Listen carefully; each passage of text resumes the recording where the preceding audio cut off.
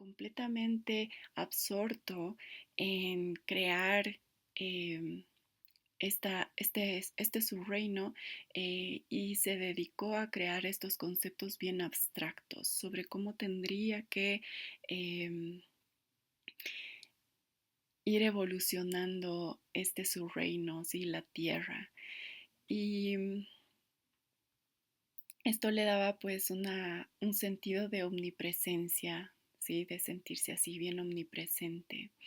Y si nosotros analizamos un poco el rayo, nos vamos a dar cuenta de esa naturaleza también de Zeus, que tenía una naturaleza fría, en el sentido de que sus pensamientos, o sea, él era un ser dedicado a los pensamientos, era dedicado pues a sí, a la concepción de estas grandes ideas. Y me parece que Júpiter, al ser considerado así de esta manera, entre todo lo que es la corriente de los filósofos griegos, ellos pues pensaban que el mundo estaba dividido en dos grandes cosas, que existía el mundo de las ideas y existía el mundo de las emociones. Entonces Zeus sería pues como el gran gobernador, digamos, del mundo de las ideas. Y él comenzó gestando, creando todas estas ideas bien abstractas. Voy a nombrar un poquito en orden a los hijos de Zeus porque luego voy a desarrollar a la siguiente generación de los dioses olímpicos que vendrían a ser prácticamente los hijos de Zeus, ¿no? Algo que me está faltando en este tema de las alianzas, ¿sí? Con sus consortes. Zeus tuvo muchísimas más consortes. En la historia se registran alrededor de unas 20, 23 consortes. Yo estoy nombrando, digamos, a las esposas oficiales de Zeus, ¿ok? Pero, por ejemplo, Hermes nació de Maya y Maya no fue una esposa oficial. Maya era la hija de un titán. Y así entonces también hay que ponerse a pensar que con sus otras consortes Zeus igual fue creando otro tipo em, de cosas que quizás la tierra necesitaba, ¿sí? Porque en ese entonces sus consortes eran estos conceptos así bien abstractos. Obviamente también dentro de esta naturaleza tan promiscua de Zeus, claro que él se enamoraba de mujeres mortales, tuvo muchos hijos también mortales y entonces él creó pues a toda esta generación de dioses y de semidioses.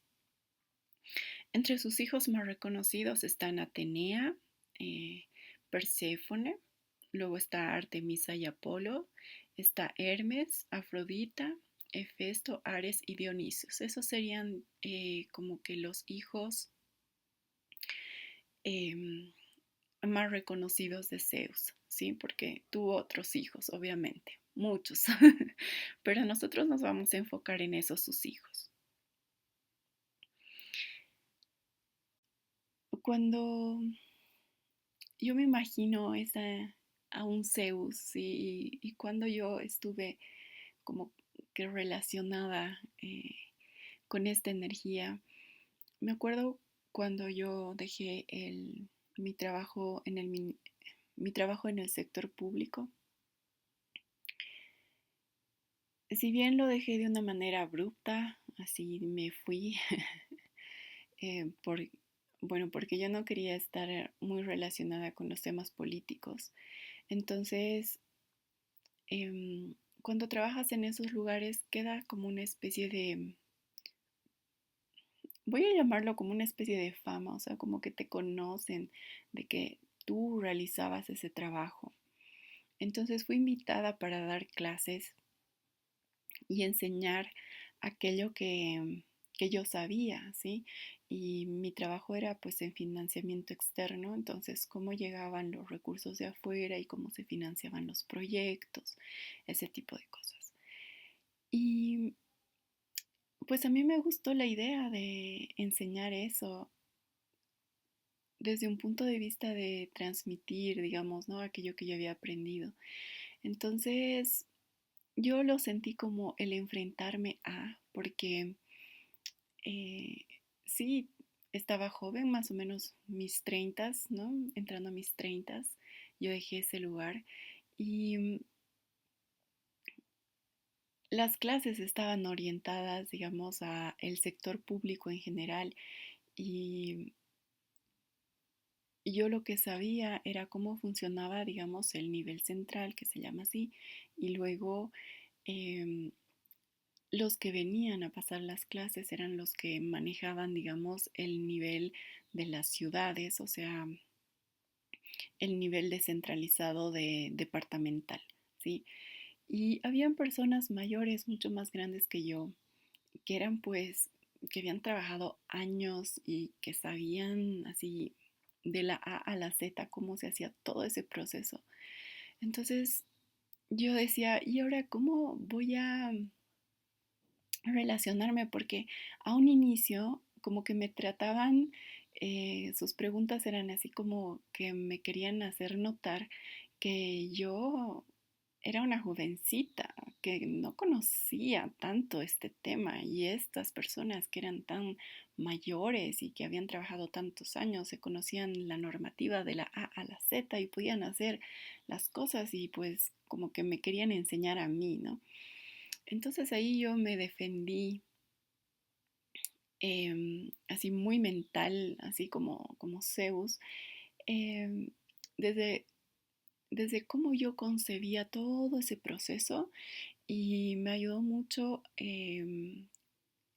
como que esta visión, ¿no? Del cielo sobre la tierra, más o menos que tenía Zeus, y entender, em, cómo les puedo explicar a estas personas cómo llegan los recursos, cómo se reparten a sus proyectos y cosas así.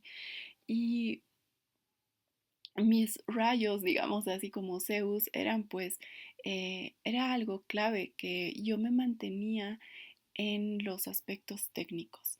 Y yo decía, bueno, este es un aspecto técnico que yo les estoy explicando, ¿sí? Y ellos sus preguntas tenían más que ver con los aspectos políticos, porque obviamente en el sector público todo tiene que ver con los aspectos políticos y las posiciones de las autoridades y qué, pero es que la autoridad dice esto y lo otro y yo les decía, no, lo que pasa es que este es un aspecto técnico.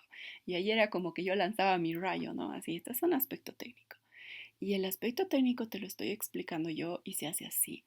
Y me gustó mucho que después de eso, estas personas reconocieron que había información y habían cosas que no habían entendido. O sea, que no conocían, no que no habían entendido, sino que no conocían.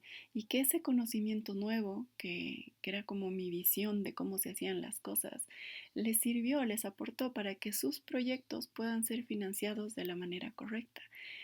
Y me sentí muy bien porque me sentí pues gobernando en mi territorio, ¿sí? Y pues con esta experiencia también yo quiero ejemplificar este cambio de paradigma. Me parece importante que nos demos cuenta que em, con Zeus se muestra en la mitología los cambios de paradigmas. Incluso cuando analizamos la historia, ¿no? Desde sus padres y sus abuelos, cada vez que se como que un hijo quitó el poder en teoría, ¿sí? Como lo hizo Cronos con Urano, Zeus con Cronos, ¿sí? Entonces sería como esa lucha por el cambio del paradigma, como que dejar ir lo viejo para traer lo nuevo. Inevitablemente, aquello que es lo viejo siempre pierde su poder. Cada vez que estamos haciendo un cambio de paradigma y estamos dejando algo viejo, tiende a perder su poder. Entonces, nosotros, digamos, en nuestra vida, cuando hacemos estos tipos de cambios de paradigma, quizás no nos tenemos que sentir mm, como que tan violentos como nos cuenta la mitología, ¿cierto? Así como que el hijo se pelea con el padre y lo vence y en el caso, por ejemplo, de Cronos y Urano, así fue bien fuerte, ¿no? O sea, Cronos le cortó los genitales a Urano, o sea, nosotros no necesitamos hacer violencia pero sí sucede que cuando estamos dejando un paradigma, ese paradigma pierde su poder y nosotros como que em, recuperamos nuestro poder o damos nuestro poder a lo nuevo.